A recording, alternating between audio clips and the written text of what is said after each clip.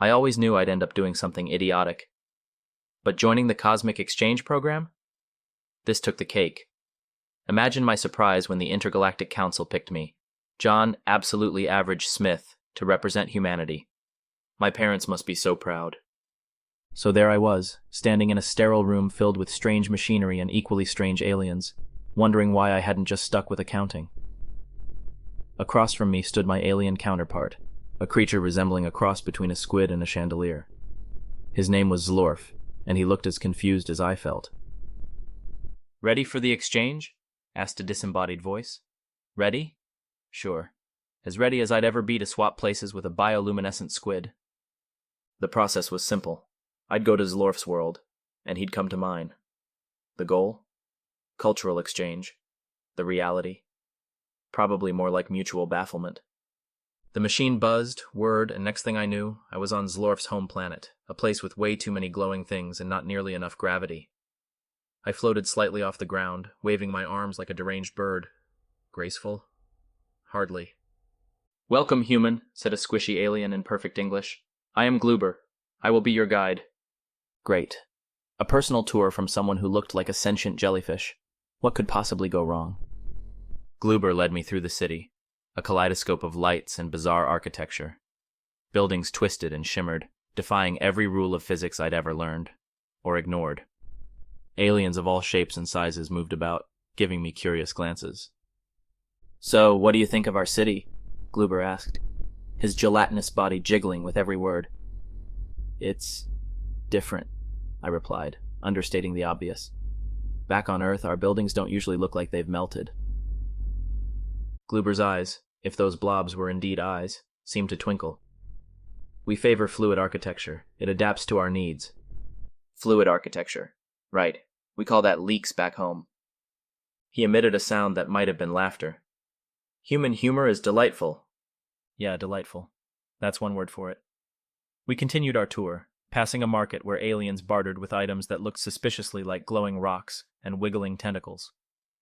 I watched a transaction where a purple blob exchanged a sparkling pebble for what appeared to be a singing fish. Normal day in Zlorf's world, apparently. Gluber noticed my confusion. "Those are our primary currencies, lumos and singlings." "Of course they are. And here I thought credit cards were confusing."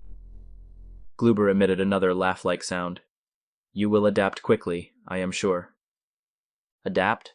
To a world where your wallet might start serenading you?" "Sure thing. Next stop on the tour, my new workplace." Zlorf, in his infinite wisdom, had arranged for me to work at a local business, a luminescent rock factory. My job? Quality control. Because clearly nothing screams human expertise like inspecting glowing stones. A friendly alien named Blip showed me the ropes. "You just check the lumos for brightness," Blip explained, handing me a rock that glowed like a miniature sun. "If it's too dim, it's defective." Simple enough. Or so I thought. The first rock I checked was bright enough to blind me. I dropped it and it rolled away, causing a minor panic. Apparently, letting a Loomis escape was a big no-no. "Careful," Blip exclaimed, retrieving the runaway rock. "A loose Lumos can cause chaos." "Right. Chaos. Got it." I spent the next few hours checking Lumos, trying not to think about the fact that back on Earth, Zlorf was probably wreaking havoc with my toaster. Every time I thought I had the hang of it, another rock would go rogue, rolling off into the factory and creating a new crisis. At the end of the shift, Blip patted me on the back, or at least, I think it was a pat. "Not bad for your first day, human." "Thanks, I think." As I left the factory, I couldn't help but marvel at the absurdity of it all. Here I was, in an alien world, doing a job that made no sense, and somehow, I was surviving. Maybe there was hope for me yet. That evening, Gluber invited me to a social gathering. Apparently, these aliens loved to party. The event was held in a large, dome-shaped building filled with pulsating lights and music that sounded like a cross between whale songs and dubstep. Aliens of all kinds mingled, their bodies glowing in time with the music. Gluber introduced me to his friends, a group of lively blobs who seemed fascinated by my presence. "So, human," said one of them, "tell us a joke." "A joke? On the spot? Fine. Why don't scientists trust atoms?" I paused for dramatic effect. because they make up everything. The aliens erupted in laughter. Well, their version of laughter, which sounded like bubbles popping. They loved it. Maybe humor was universal after all. As the night went on, I tried various alien foods, which ranged from surprisingly delicious to absolutely horrifying. One dish wriggled on my plate, and I swore it tried to escape when I wasn't looking. "You must try this," Gluber insisted, handing me a glowing beverage. "It's our finest drink." I took a sip and immediately regretted it. The drink was both sour and sweet, with a texture like gelatin. "It's unique." Gluber beamed, or at least I think he did. "I am glad you like it." Yeah, like was a strong word, but the aliens' enthusiasm was infectious. Despite the oddities, I found myself enjoying their company. They were friendly, curious, and surprisingly relatable. By the end of the night, I was exhausted but happy. Maybe this exchange program wouldn't be so bad after all. The next day, it was my turn to introduce some human culture to the aliens. I decided to teach them about Earth sports, starting with something simple: soccer. Or as I quickly learned, trying to explain soccer to aliens who float and glow was anything but simple. "So the goal is to kick the ball into the net," I explained, holding up a makeshift soccer ball. "No hands." The aliens looked puzzled. "Kick?" Gluber asked. "With your feet," I said, demonstrating a kick. "Like this." Gluber tried to imitate me, but with his lack of proper legs, it was more of a wobble. The ball barely moved. The other aliens tried, resulting in a series of amusingly awkward attempts to play soccer. Despite the confusion, the aliens were enthusiastic. They wobbled and wiggled, trying to kick the ball and laughing at their own clumsiness.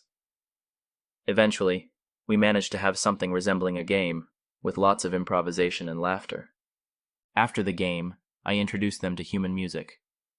I played some classic rock on my portable speaker, and the aliens were fascinated. They moved in sync with the rhythm, their bodies glowing brighter with the beat. "This music is wonderful," Gluber exclaimed. "We must share it with everyone." We spent the rest of the day exchanging more cultural tidbits. I showed them how to make paper airplanes, a big hit, and taught them a few Earth phrases, less successful. In return, they showed me their traditional dances, which involved a lot of floating and flashing lights. I tried to join in, but let's just say I wasn't as graceful as they were. By the end of the day, we were all exhausted, but happy. The exchange was working. Slowly but surely, we were learning to understand each other's worlds. Of course, it wasn't all fun and games. There were plenty of challenges and misunderstandings along the way. Like the time I accidentally offended an alien by mistaking his tentacle for a hand and shaking it vigorously. "Humans are so strange," Gluber remarked after the incident. "We use tentacles for communication, not for whatever that was." "Sorry about that," I mumbled, feeling like an idiot. "Back on Earth, we shake hands to greet each other." "Ah, a cultural difference. We shall adapt." Then there was the food incident. Despite my best efforts to adapt to their cuisine, some things were just too alien for my taste buds. One evening, I was presented with a dish that smelled like rotten eggs and looked like something from a horror movie. "Try it," Gluber urged. "It's a delicacy." I took a tiny bite and immediately regretted it. The taste was indescribable, sour, bitter, and slimy all at once. I forced a smile. "It's interesting." Gluber laughed. "Human delicacies must be just as strange to us." "Yeah, probably." But the biggest challenge was the language barrier. Despite their advanced technology, some concepts just didn't translate well. One day I tried to explain the concept of sarcasm to Gluber. "So when I say, 'Oh great, another glowing rock,' what I really mean is, 'I don't want another glowing rock,'" I explained. Gluber tilted his head. "But why not say what you mean?" "Because it's funnier that way." He blinked, his glowing body dimming slightly. "Humans are very complicated." "Tell me about it." Despite the misunderstandings, we persevered. Every day was a new adventure, filled with laughter, confusion, and a growing sense of camaraderie. We might not have understood everything about each other, but we were learning. And that was what the exchange was all about. One day, Gluber took me to a special place, a serene, glowing forest on the outskirts of the city. The trees shimmered with a soft, ethereal light, and the air was filled with a soothing hum. This is our place of reflection, Gluber explained. We come here to think and to connect with our surroundings.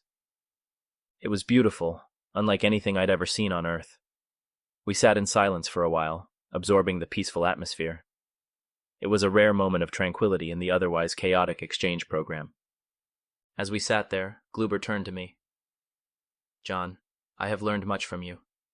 Humans are fascinating creatures, full of surprises. Thanks, Gluber. I've learned a lot from you, too. Your world is amazing. He beamed, his body glowing brighter.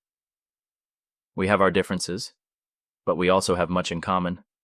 We both seek understanding, connection, and growth. Yeah, I said, smiling. I guess we do. In that moment, I realized just how much I had grown since arriving on this alien world. Despite the challenges and misunderstandings, I had made friends and experienced things I never thought possible.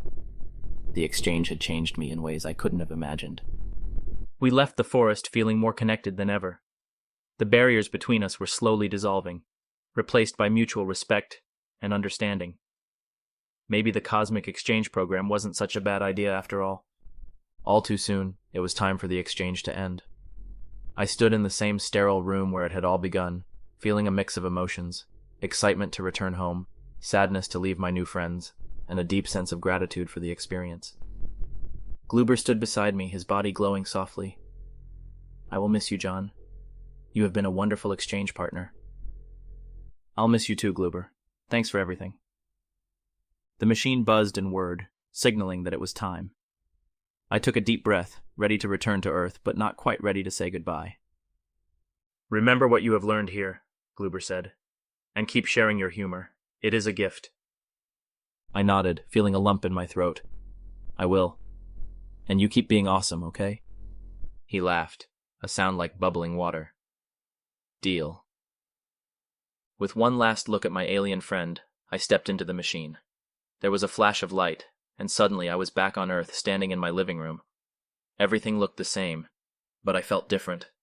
I glanced around, half expecting Zlorf to be there, messing with my toaster. But the room was empty.